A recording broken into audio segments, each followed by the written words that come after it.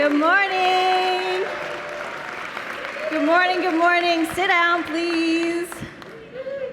You know how much I love that. First of all, I want to take the time to honor all the mothers of the house. First, I want to honor my own mother. Happy Mother's Day, Mom. I even want to welcome my brother who's here today, and Terry, his wife, Joy, is somewhere as well. But I want to take the time to honor every mother. You see, a mother means to nurture or to bring up. So some of you may not have naturally birthed babies, but you have been mothers. You have mentored people. You have served in Riverside Kids and Youth. You have walked alongside those who have no one. You have mothered, and today we honor all of you. Today, we also honor those whose babies are still yet to be held. Mothers of babies and children that are on heaven's shores waiting for you. We honor you. This day can be so hard for so many, including those whose mother is not here today through loss or different situations. Today can bring pain, but we want you to know today that we see you, we love you, and you are so, so loved today. And today we begin our series, Family Tree. Practical advice for purposeful connection. You see, I really had the hardest time finding the words to say today. I even told Michael on Wednesday that I believe it's hard because being a mom is something that I've never really felt equipped or qualified to do. Life has been and is continuing to be my biggest lesson. You see, when Michael and I decided to have kids, we thought, we're good. We're good. I babysat, kind of nannied a little bit. I've got nieces and nephews. We're good. Michael is a teacher. We're going to be fine. But nothing can prepare you for it, am I right? Nothing can prepare you for it. The early years of sleep deprivation, the toddler tantrums, usually in Target, and then the preteen and teenage years that we are wading through now, and then those years that I'm anticipating, the empty nester years. But today I really struggled finding the words to speak. You see, I've healed so many things in my life, but the role of a mom is a very insecure one for me, if I'm being honest.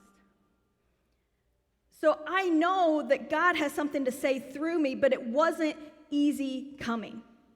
Those of you who saw me walking around here on Wednesday night like a zombie crying is because there was something being birthed in me and it just was not coming. I had to dig deep. A work had to be done in me. So there was a block, if you will, which usually means there's a word people need to hear, not one that's particularly comes easy to me.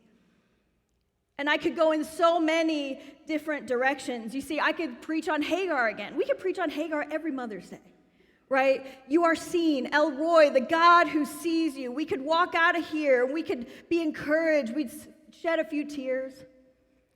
The first Mother's Day message I ever preached was called Awakening the Warrior. And I thought, yes, let's get encouraged to fight for families and their legacy.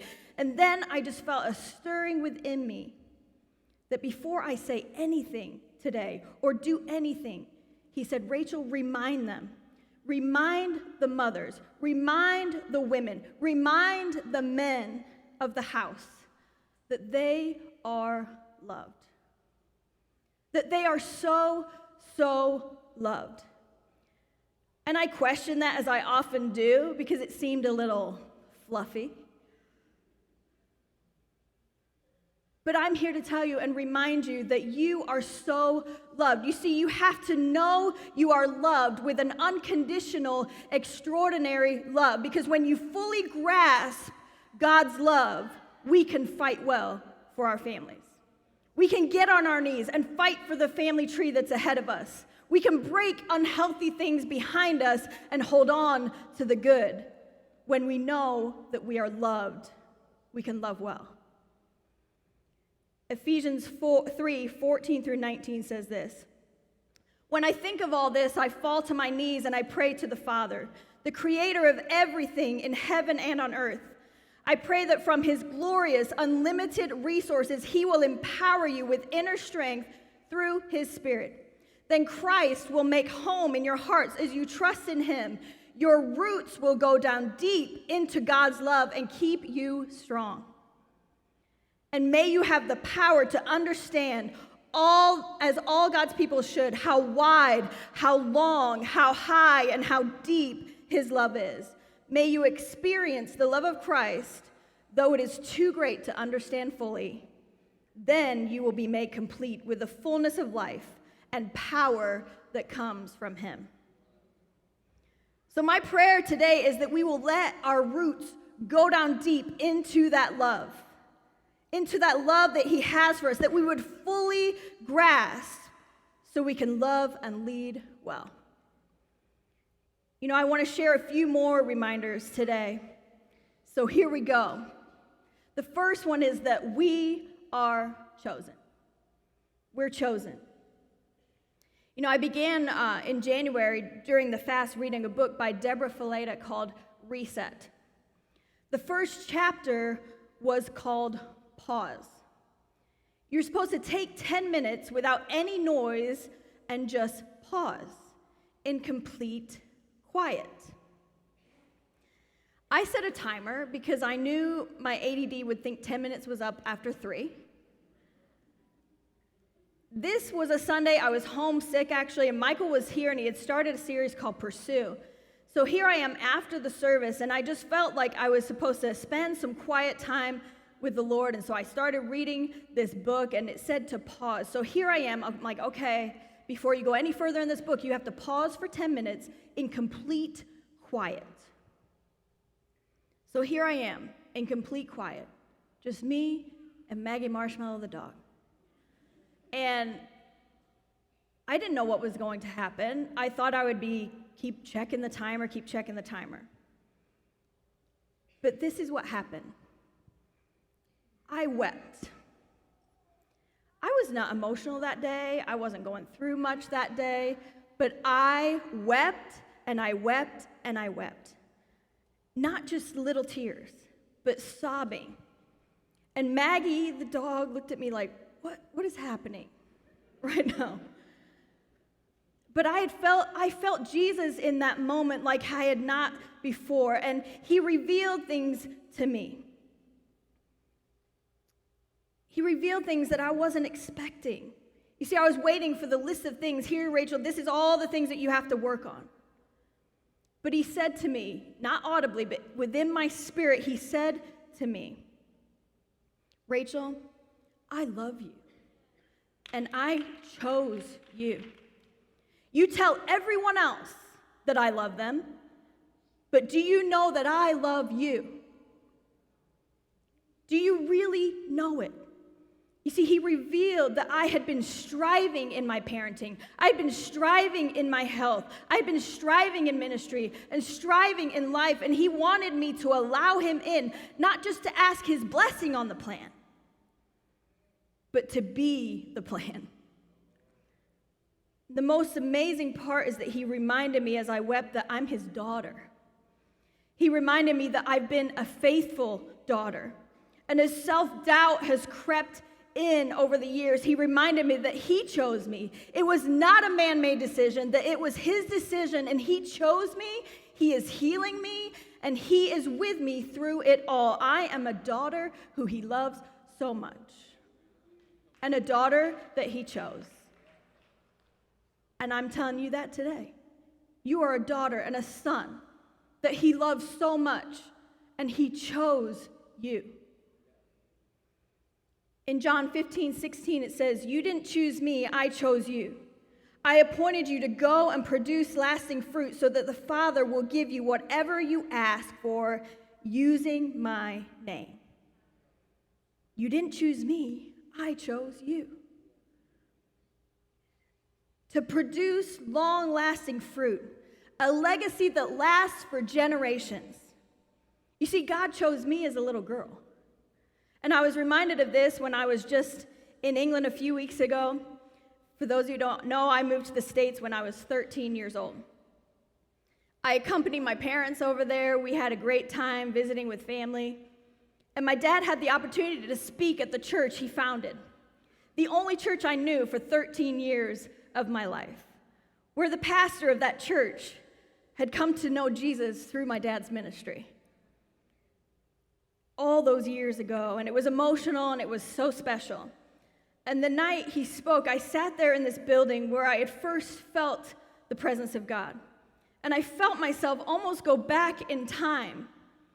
You see, there was this little brunette girl on the front row. She was right in front of my dad, maybe 4 years old. And she would worship and sing, and then she'd do a little handstand on the step up there. And I watched her, and I went back to being the little girl me. The girl with the brunette pigtails. The Sunday night services would go on for hours and hours in worship, where I felt him, even at that young age, the faith of a child. And I even remember telling Dad once, we should do that every night. I was maybe 5 years old. But you see, I knew his presence, and I knew that he had chosen me even back then, but this could not happen without my family tree. Parents and grandparents who were faithful to Jesus, who broke just generational curses, but also walking in generational blessing. It was so special, and it was so beautiful. And there is a woman in the Old Testament, a mom, that was chosen at the time to be the mom of one of the greatest leaders in the Old Testament, Moses. At the time, Pharaoh was killing all of the Hebrew boys under the age of 2 because he did not want them to outnumber the Egyptians. So Jochebed was the mother of Moses. We don't see her name here. The only time she's mentioned is twice later on in Scripture in genealogical listings. But we can learn a few things from Jochebed. Exodus 2, 1 through 10 says this. About this time, a man and a woman from the tribe of Levi got married. The woman became pregnant and gave birth to a son. She saw that he was a special baby and kept him hidden for 3 months. But when she could no longer hide him, she got a basket made of papyrus reeds and waterproofed it with tar and pitch.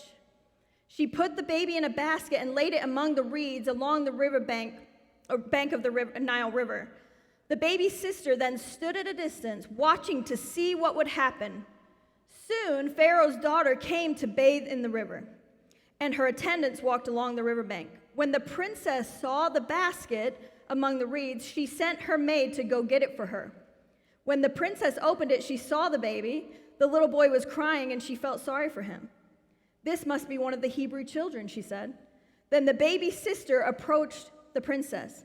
Should I go find one of the Hebrew women to nurse the baby for you? Smart girl.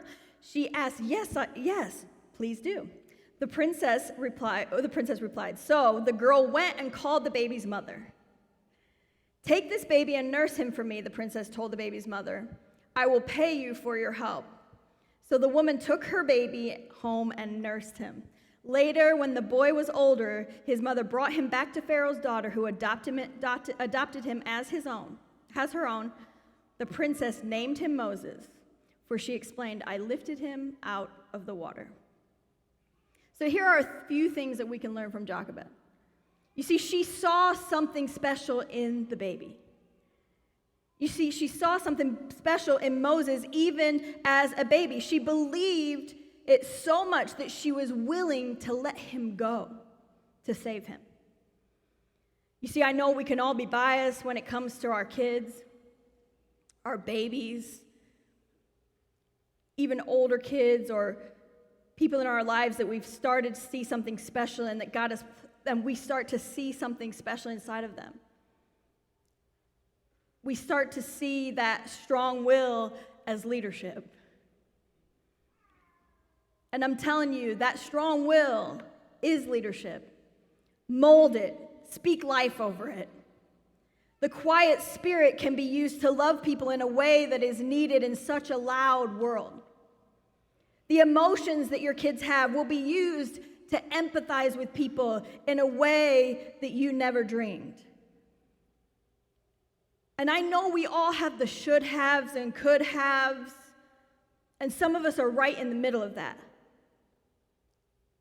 But I do believe that I could have spoken more life over situations in my life instead of letting catastrophic thinking reach my lips.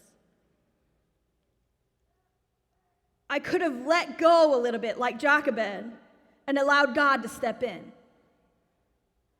But hey, it's never too late to speak life into your kids or the people around you that you are influencing daily. It's never too late to speak life into them.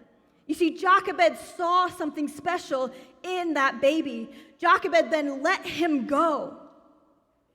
She made that Moses basket. She sent him down the river, not knowing what would happen, but trusting that God was going to take care of it. So what happened? His sister Miriam stood off to the side, watching what would happen. And God gave Moses back to his mother while keeping him safe. Jochebed had favor with Pharaoh's daughter because she was a faithful mom who allowed God to work it out. And Moses' story may have been different if Jochebed was not who she was. If Jochebed had not been chosen to be his mother and do what she did, his story could have been so different. He chose her to be his mother, and he chooses you.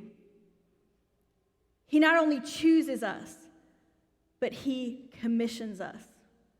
We are commissioned. You see, commission means chosen for a specific work. We are all commissioned. You see, God will use the most unlikely people to do the most extraordinary things.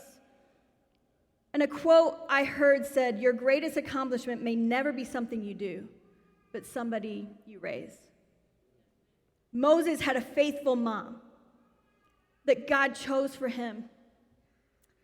And remember, she saw this in him. And we're going to read further into Moses' story here in Exodus 3, 1 through 10. One day Moses was tending the flock of his father-in-law Jethro, the priest of Midian. He led the flock far into the wilderness and came to Sinai, the mountain of God. There, the angel of the Lord appeared to him in a blazing fire in the middle of a bush. Moses stared in amazement. Though the bush was engulfed in flames, it did not burn up. "This is amazing," Moses said to himself. "Why isn't that bush burning up? I must go see it." When the Lord saw Moses coming to take a closer look, God called to him from the middle of the bush, "Moses, Moses." "Here I am," Moses replied. "Do not come any closer," the Lord warned. "Take off your sandals. You are standing on holy ground. I am the God of your father, the God of Abraham, Isaac, and Jacob." When Moses heard this, he covered his face because he was too afraid to look at God. Then the Lord told him, "I have certainly seen the oppression of my people in Egypt. I have heard their cries of distress because of their harsh slave drivers. Yes, I am aware of their suffering. So I have come down to rescue them from the power of the Egyptians and lead them out of Egypt into their own fertile, spacious land. It is the land flowing with milk and honey, the land where the Canaanites, the Hittites, the Amorites, the Perizzites, the Hivites, and the Jebusites now live. Look, the cry of my people has reached me, and I have seen how harshly the Egyptians abuse them. Now go, for I am sending you to Pharaoh. You must lead my people out of Egypt." You see, here we see Moses is grown up, he's married, and he has this burning bush moment where God calls him to lead the people out of Egypt into the promised land. So my question for you is, what is your burning bush moment? The moment that God comes to you and calls to you and says, "This is holy ground and I need you to take it." I'm going to tell you today, Your burning bush moment, that parenting, that being a mom, it's holy ground. We may look at the ministries of this world, and we may look at people on a platform, and we may look at people doing these amazing, great, big, loud things for God. And we see the mundane and the hard days of parenting. And we feel like we have to endure it. But God's saying, it's holy ground. It's holy ground. You see, holy ground is a place where God transforms us. A place where we are never the same again. And whatever season we find ourselves in, it's an opportunity for God to transform us, and we should be asking for those burning bush moments where He is calling us into more, and He is calling us to holy ground. Where He's calling us to pray more. He's calling us to communicate more. He's calling us to invest more time, to take the time to really see them where they are at, to call out their potential. You see, the past year has been a season for us when it comes to parenting. I have found myself trying to control situations that I just need to leave in God's hands and put in the basket, if you will. The only thing that happens when I try to control is I get anxious and I get distressed and nothing changes. But this is holy ground. But this is holy ground. When you start to place things in His hands, and I start to see the seeds breaking that have been planted in my kids' lives, and start to see the buds growing. We have to keep tending to the ground. We have to keep tending to that holy ground. So that when we start to see the fruit, we will look back and we will say, it wasn't me. It wasn't easy. In fact, it was brutal at times, but it was Him, and He was transforming me through it. And I know I'm talking to moms today, but this goes for everyone. What is your burning bush moment? What holy ground is He taking you into where it's going to transform your life and take you into places where you never thought you would go?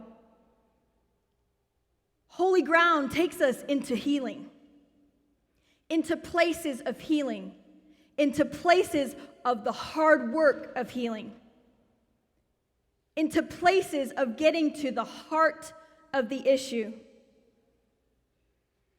And if we look down further, in chapter 3, verse 11 and 12, it says, but Moses protested to God. He had this big call. This is what I want you to do, Moses. And then this is what he says. Who am I to appear before Pharaoh? Who am I to lead the people of Israel out of Egypt? And God answered, I will be with you.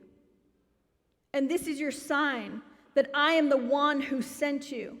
When you have brought the people out of Egypt, you will worship God at this very mountain. So Moses' response is, who am I?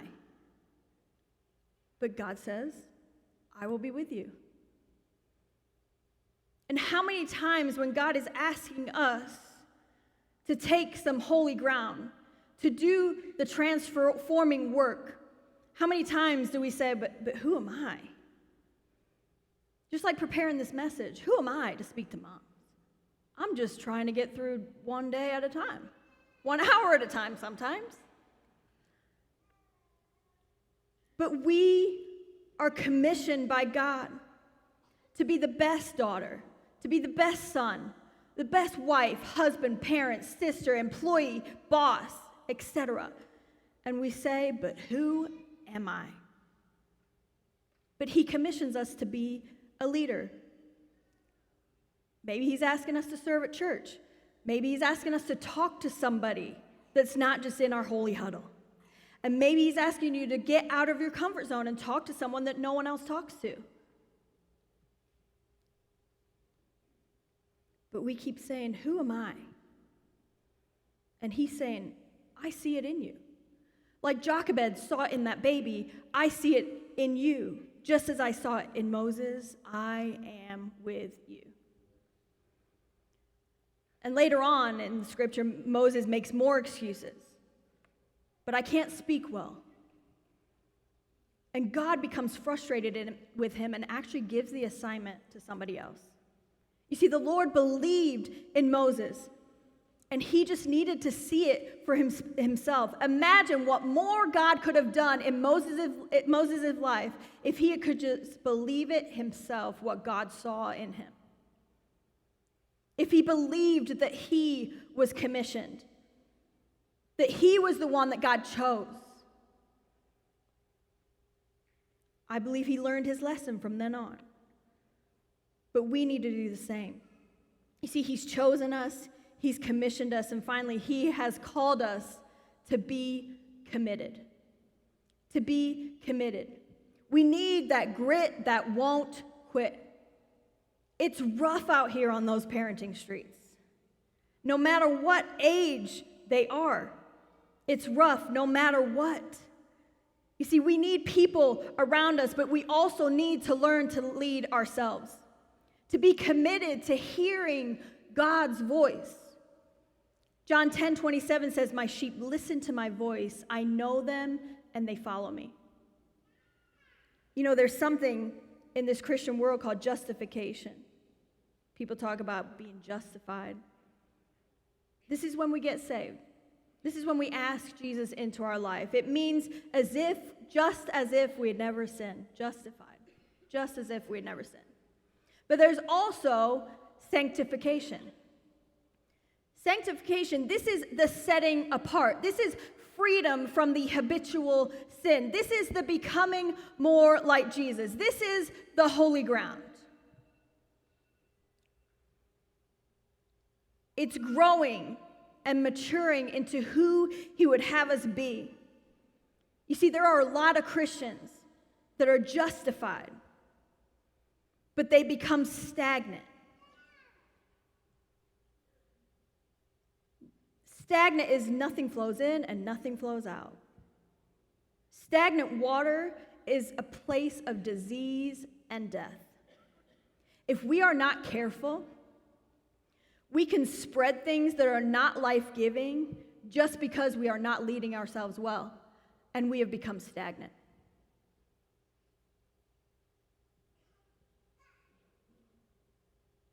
We start to speak death rather than life over situations. It becomes a place where nothing can flow in and nothing can flow out. But in 1 Samuel 30, verse 6, it says, David was now in great danger because all his men were very bitter about losing their sons and daughters. And they began to talk of stoning him. But David found strength in the Lord his God. In other translations, it says, David encouraged himself in the Lord. Are you leading yourself well? Are you allowing God to encourage you? Are you allowing God to mature you? You see, I know it's hard in this battle. The battle in our minds saying we're not good enough, or we're a failure, or the mom guilt, the anxiety, the depression, the worry, the late nights, the no sleep, no matter the age. You think you ain't sleeping now? Wait till teenage years. Or empty nest, well, not empty nester years, they're still in the house, but adult years as well. The everyday battle of wanting to give up. Even though we're in his word and we're praying. We just seem like we are hitting a wall. But maturing is feeling those things, very valid things, but it's getting up a little quicker. It's making a move. It's not getting stagnant. Sometimes in this fight, we not only need to lead ourselves, but we need people. We need those people pouring into us, standing beside us, praying for us. So So we go further into Moses' life. Moses was coming towards the end of his life, and we see this amazing story of having the right people in your life. So let me just set up. The Israelites are being led by Moses in the wilderness at this point. They have seen so many miraculous things. They've seen water from a rock, the Red Sea split. They had just watched God provide water from a rock. And then the surprise attack happens. In Exodus 17:18-13, it says this: While the people of Israel were still in Rephidim, the warriors of Amalek attacked them. Moses commanded Joshua, "Choose some men to go out and fight the army of Amalek for us. Tomorrow I will stand on top of the hill holding the staff of God in my hand." So Joshua did what Moses had commanded and fought the army of Amalek. Meanwhile, Moses, Aaron, and Hur climbed to the top of a nearby hill. As long as Moses held up the staff in his hand, the Israelites had advantage. But whenever he dropped his hand, the Amalekites gained advantage. Moses' arms soon became so tired that he could no longer hold them up. So Aaron and Hur, they found a stone for him to sit on, and they stood on each side of Moses, holding up his hands.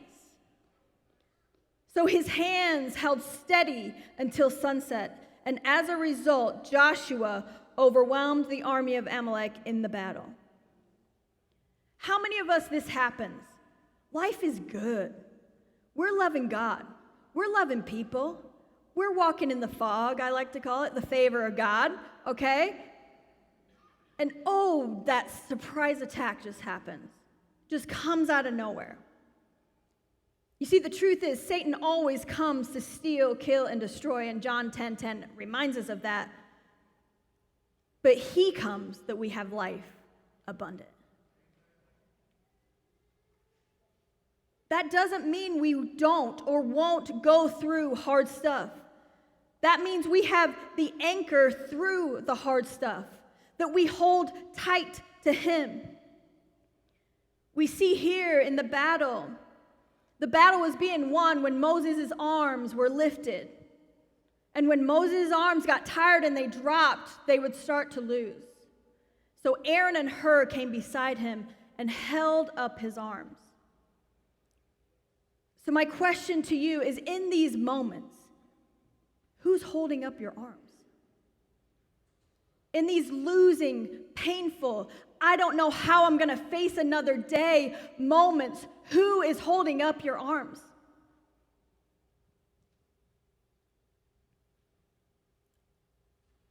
I want you to know today that any of you can lead someone, be a parent to someone. Because when we are followers of Jesus, we're all called to leave someone in whatever sphere of influence we're in. And you may ask, well, what does that look like for me? I'm not a parent yet, or I didn't have kids. And it looks different for everyone. But start somewhere. And somewhere you can start is be the person in someone else's life that you wanted when you were younger. You see, leading is not just a platform, it's everyday life. Many people crave the platform, but nobody wants the holy ground. The preparation and the transformation, because it's work and it's hard. And this goes for all ages. We can all lead someone. It's a great responsibility, but an amazing one when we realize we're not alone. I will be with you. You don't have to navigate this alone. So I'm asking you today, who's holding up your arms? When you get weary in the parenting, the grandparenting, the foster parenting, the single parenting, the mentoring, the leading, when you feel like you're losing the battle, who's holding up your arms? And I'm here to say today, you're not alone. You're not alone. You know, I've had more moments when I feel like I'm failing more than I'm winning. in a lot of the hats I wear, as mom, wife, pastor's wife, ministry leader, friend, daughter, sister, etc., etc. But that's when you reach out to those arm holders. And you know you're not alone. Who's holding up your arms? A mentor of mine shared this verse with me years ago when I was struggling through the toddler years with kids 20 months apart. And I've held on to this verse every day since. Galatians 6:9. So let's not get tired of doing what is good. At just the right time, we will reap a harvest of blessing if we don't give up. If we don't give up.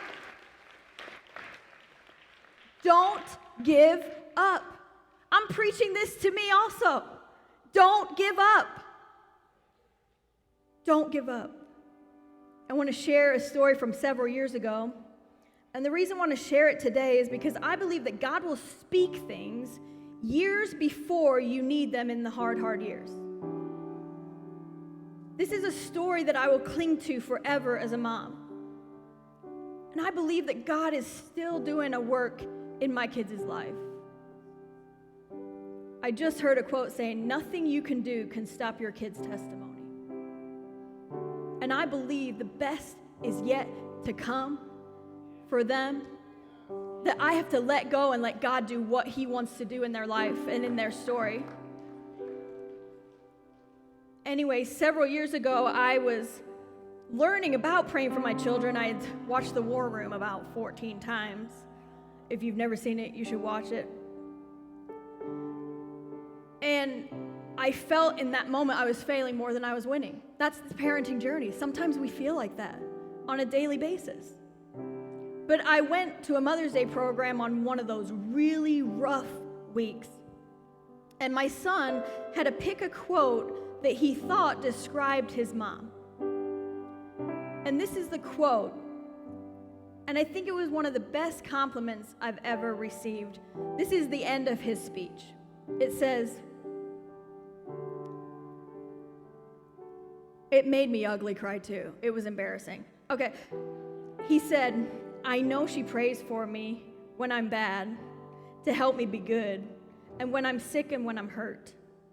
He said, "Abraham Lincoln said, 'I remember my mother's prayers, and they have always followed me.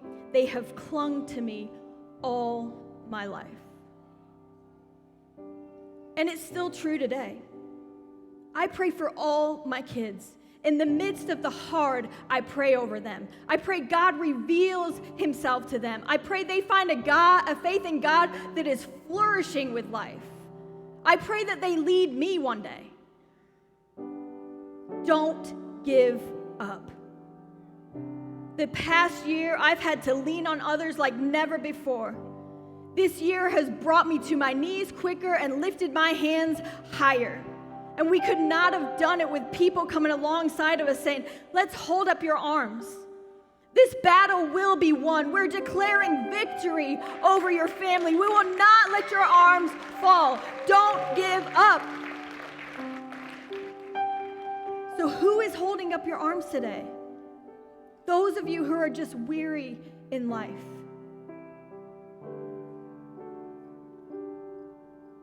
Those of you who are grieving today, who's holding up your arms? Those of you who are sick, who's holding up your arms? Those of you who are in depression, who's holding up your arms? Those of you who are anxious, those of you who are tired, those of you who want to control the situation, those who are weary, those who feel like failures, those who think there is no way out. And I can go on and on and on, but know today that you are not alone. Find those people that are going to hold up your arms. And just like God said to Moses, He said, "I will be with you. I will be with you." You see, at the end of the passage, it says something. It says that they set him on a rock and they held up his arms. They set him on a rock. And if you don't know the rock of Jesus, we want to help set you on a rock today. Jesus is the rock that we will always point you to.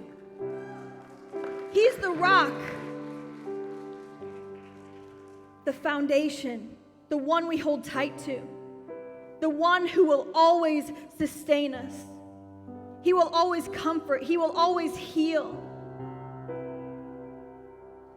And then we will find those people to hold up your arms and let you know that you are not alone. Jochebed was chosen to be Moses' mom. Believed in him. Saw the commissioning before it even took place. She was committed to him. She was committed to him. Moses, had he not had the mom he had God not chosen Jochebed to be Moses' mom, believed in him, saw that, and through her faithfulness to God and to Moses, Moses was a committed leader. He wasn't a perfect leader, but he was a committed leader. So I'm telling you, don't give up. Because there is joy in the morning. Don't give up. There is beauty for ashes. There is purpose to pain. There is a way where there seems to be no way. There is peace for the restless. General curses can be broken. Comfort for the afflicted. Rest for the weary. Healing for the broken. Mercy when we fall short. Grace upon grace upon grace upon grace. And he is the light in the darkness. And he is the rock that we hold on to when we feel we can't go on. He's a good father. He's a good father. He's a faithful father. And maybe your story up until now is not one of generational blessing. In fact, it's been hard. But guess who could be the one to change that story? You. Because he will be with you. He's going to surround you with people that will hold up your arms. He wants to set you on the rock that is him. That when those times come, you are so anchored in him. You are so steady in him. And yes, they still come. And yes, you still cry. And yes, it's still painful. But you know that he is going to bring you through it because he's a good father and he's a faithful father.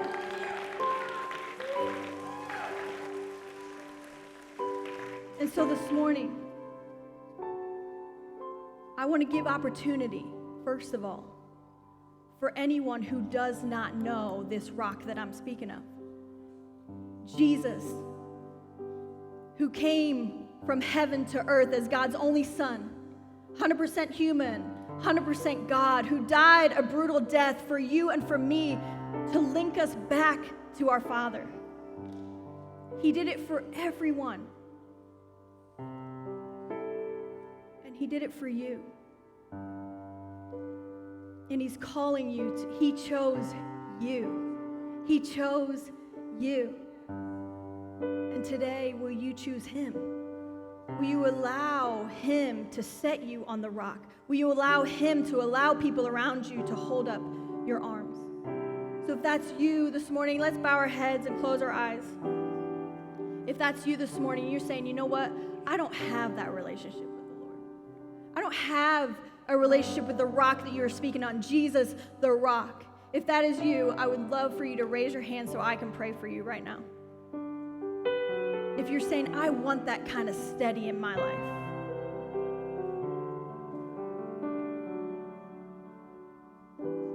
You may put your hands down. For those of you,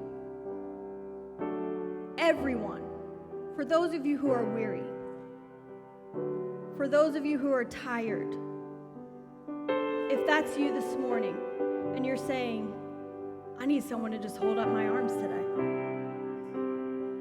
If that's you, I want you to stand right now. I know I'm not the only one in the room going through it.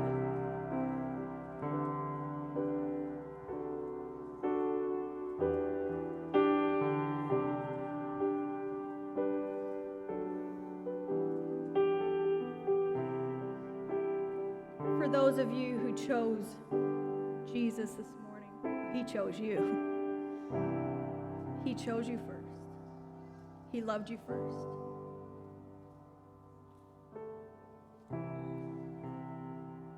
It says, believe in your heart and confess with your mouth, and you are saved. Believe that what he did on the cross was real. And so we're going to pray that prayer, and then I'm going to pray over the rest of you, and then we're going to sing a song on the way out here. So if that is you this morning and you're saying, I'm giving my life to Jesus this morning, I want to stand on that rock. Repeat this after me, everybody. Help them out. Jesus, I confess with my mouth that you are Lord, that you died for my sin. I pray that you would forgive me of my sin and walk with me into the future. I want to hold tight to you.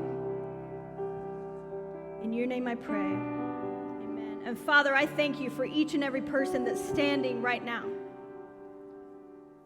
Lord, this life is hard. Forget the parenting life. Just life is hard right now. And so this morning I come and I ask that you would come and let them know that you are with them. That you would surround them with people that will hold up their arms in those times when they feel like they can't go on, Jesus.